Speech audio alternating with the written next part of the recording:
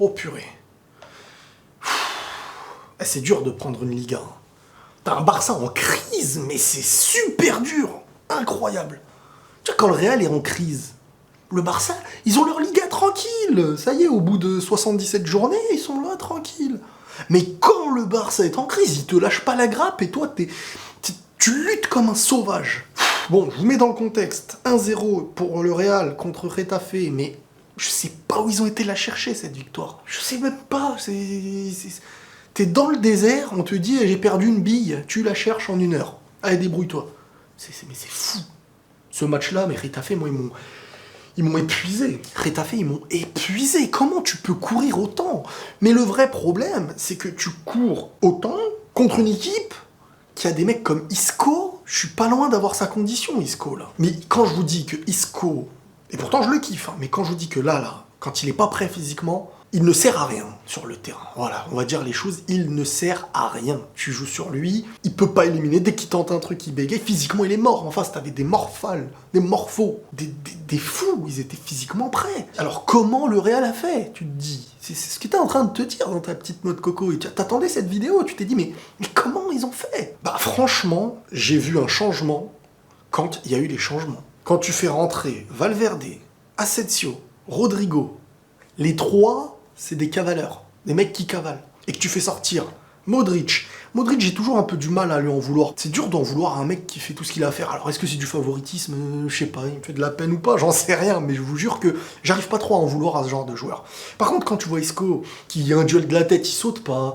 Il faut revenir, c'est Benzema qui revient à sa place. Tu te dis, oh là là, t'es cuit, là. T'es cuit physiquement. Isco, dès qu'il y a un arrêt de jeu, il taille au tacos, le mec. Ah ouais, y a pas de foot pendant 2 semaines, allez, on va au tacos, les gars. Isco, t'es footballeur, bon sang. Ouais, mais un petit tacos alors, pas le gros. C'est incroyable, à chaque pause, le mec, ça, physiquement, il est pas prêt. Il peut pas faire comme tous les autres, dès qu'il y a une pause, il est un peu prêt. Il revient en forme physique. J'ai jamais vu ça.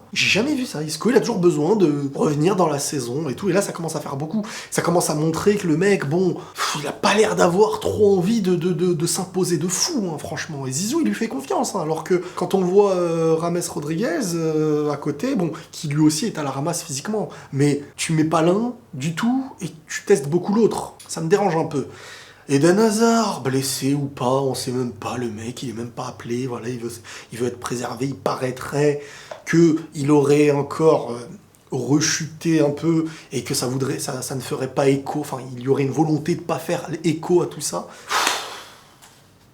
C'est quand la prochaine recrue galactique, j'ai envie de dire. Franchement, le séjour Eden Hazard, là, il commence à m'inquiéter. Hein. Il commence à m'inquiéter, le séjour Eden Hazard, là. Alors, pour plusieurs raisons. Oui, mais il est blessé. Oui, mais il est en surpoids. Oui, mais il est reblessé. Oui, mais il est reblessé. Bah alors, s'il se reblesse, il y a un problème, tu vois. C'est comme quand Neymar commençait à se reblesser, bah... il commençait à avoir de l'inquiétude. Sauf que là, il enchaîne trop les blessures. Alors, on me dit que Hazard, il se fait trop casser en Liga et tout. Ouais, mais je sais pas, il y a plein d'autres joueurs qui se font casser. Des mecs comme Messi, alors... Parce que les gens disent, oui, mais l'arbitre siffle pas. Oui, mais... tu te fais casser. Messi, il se fait casser. Hein. Après, Eden Hazard, j'ai l'impression qu'il commence à avoir une fragilité qui va l'empêcher psychologiquement et sur le terrain. Mais franchement, hein, ce match-là... En plus, ah oui, il y a Varane qui est sorti aussi. Ah oui, j'allais oublier. Purée, j'aurais été dégoûté. J'aurais refait une deuxième vidéo, je crois, si j'avais pas parlé de Militao. Oh. Vous voyez dans FIFA, vous voyez le joystick droit. Genre, tu touches la balle, le ballon, il part super loin et tout. Et ben la conduite de balle de Militao, en fait, c'est pas avec le joystick gauche, c'est avec le joystick droit. Le ballon ne peut pas rester dans ses pieds. Il le touche, boum, boum, boum, boum, boum, boum. On dirait c'est, tu vois, la balle rebondissante, la matière de la balle rebondissante. Et ben lui, il l'a sur ses crampons. C'est-à-dire que quand le ballon il arrive, ça rebondit trop loin. Il a du mal à... Ah, il fait peur. En plus, il joue comme un bourrin et tout. Ah non, moi, franchement, prenons, s'il vous plaît, prenons la Liga. Et la Ligue des Champions, ça va être très très chaud sans Ramos. Hein. Ah, franchement. Alors, à la rigueur, tu mets Nacho, j'ai un peu plus confiance. Il y a un peu plus de ballon, un peu plus de technique. Mais il faut qu'il soit en forme. Parce que lui, quand il n'est pas en forme aussi, il n'y a que sa coupe qui est en forme. Donc franchement, Militao, moi, il m'inquiète. Mais quand tu le vois, oh là là là, c'est un bourrin. Dès qu'il voit un mec qui court sur lui, tu te dis, c'est un titan, c'est quoi? Ah, il fait peur. Mendy... Beaucoup de gens critiquent parce que des fois, quand c'est serré, il est pas à l'aise. Mais c'est le Real entier qui se faisait bouffer, en fait. Mendy, heureusement que c'était lui qui était là et pas Marcelo, parce que physiquement, il aurait pas tenu Marcelo. Mendy, jusqu'à la fin du match, il est présent et il est là. Donc Mendy, chapeau, parce qu'il fait un match très très sérieux et très très solide, même s'il y a de la perte de balles, c'est normal. Quand tu te fais tuer collectivement, tu crois quoi? Il va arriver, il va prendre le ballon, il va s'envoler comme ça, il va passer au-dessus de tout le monde. C'est chaud, on va pas rejouer sur son goal, et le goal est aussi bégaye. Mais tout ça là, c'est parce que l'équipe d'en face, tactiquement, elle t'a tué. Mais pas que tactiquement, elle t'a tué physiquement, c'est normal. C'est normal à ce niveau-là, quand il y en a un qui est pas au niveau physique, ça se ressent quand l'équipe d'en face, elle cavale comme des barjots et qu'elle se laisse pas dominer. Parce que là, dès le début, ils ont dit, on vous bouffe physiquement, on va vous manger. Et Vinicius, il s'est fait manger aussi dans ce match, hein, on va pas se mentir. Donc la justesse technique n'est pas trop là. Quand t'es pressé tout le match et que l'impact physique il est énorme, il n'y a que vraiment l'expérience, la vraie technique qui va se ressentir. Faut être juste dans tes passes, dans ta sortie de balle, dans tout. C'était très très dur. Ce match-là, franchement, si tu me disais à la mi-temps, à la 70e que le Real s'en sortirait, j'aurais dit mais comment? Coup de pied arrêté, ou penalty, ou une tête, ou je sais pas d'où ça sort, même les têtes, c'est mort. Ils étaient partout, les mecs. Comment tu peux courir autant dans un match, Retafe? Franchement, ils étaient très forts. On va pas se mentir, ils ont été très très forts. Mais ça s'est joué sur ce que Carvajal a fait là. Il était pas loin, hein. Pas loin de faire un match lui aussi un peu trop brutal à certains moments. Mais son action qui mène au penalty, parfait. Et à l'avance, tu savais qu'il allait faire ça, on le connaît. Quand il arrive à rentrer dans la zone, dans cet endroit-là, c'est toujours le petit crochet pour lever la tête et voir ce qui se passe. Et là, il l'a mis au meilleur moment. C'est-à-dire que même le défenseur, il n'a pas envie de faire faute, il est obligé de la faire. À la vitesse dans laquelle ça se passe, tu cours vers lui, tu mets le crochet. Si tu le laisses centrer, c'est presque un but.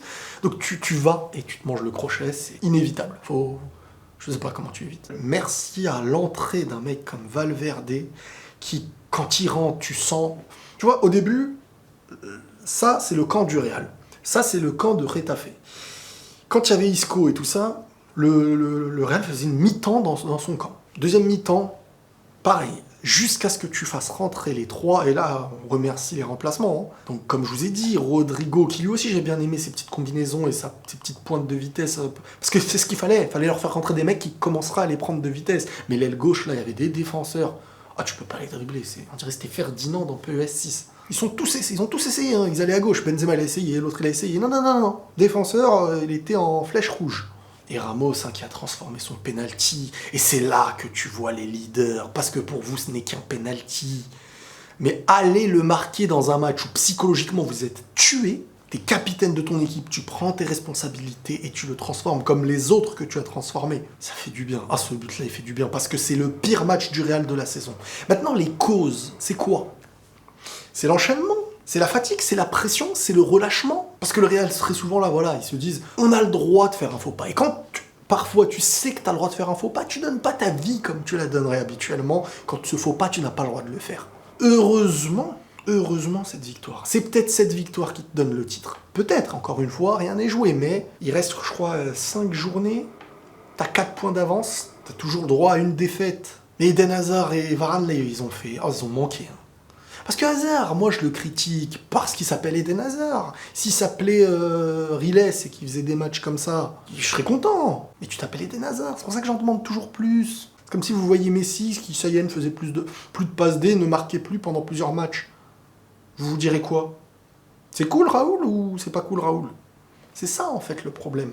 Et Eden Hazard, malgré tout, il manque parce qu'il y a une maîtrise, il libère aussi d'autres joueurs mais il se serait fait bouffer à gauche. Hein. Il l'aurait pas éliminé, hein, je vous le dis. Hein. Mais dans le jeu, il aurait été utile. Mais par contre, ça a été dur, hein, parce qu'à la base, ce genre de compo, elle permet de bien lancer Vinicius. Mais là, tu pouvais pas. Vinicius, aucune action, il pouvait prendre de vitesse. C'est mort, l'autre, il l'a travaillé, on dirait, il a refait le moteur avant le match. Ah, c'était très très dur. Franchement, sortir avec les 3 points dans ce match-là, c'est ce qu'on appellerait un miracle. Quoi. Bravo à Retafe et Madrid, premier, avec 4 points d'avance. La réussite du futur champion, peut-être. J'espère. Je veux pas porter l'œil, hein. Rien n'est joué encore. Moi, jusqu'à la dernière journée, je vous dirais rien n'est joué. Et même après le titre, je dirais on sait jamais. Non, je rigole. Voilà les amis, prenez tous soin de vous et la paix sur vous.